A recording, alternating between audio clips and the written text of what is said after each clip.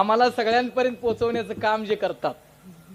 ते आमचे आदरणीय हरिभक्तीपरायण मोहन महाराज जाधव,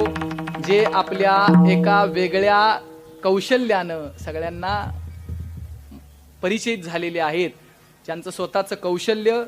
चित्रीकरणाचं आणि ते सुंदर चित्रीकरण जे प्रत्येक व्यक्तीपर्यंत चांगले संतांचे विचार समाजापर्यंत पोहोचवण्याचं एक दिव्य माध्यम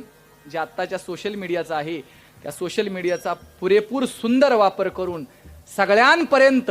आपले हे संतांचे विचार, चांगले विचार, अध्यात्माचे विचार जनमानसांपर्यंत पोहोचवण्याचं महान कार्य जे करतात,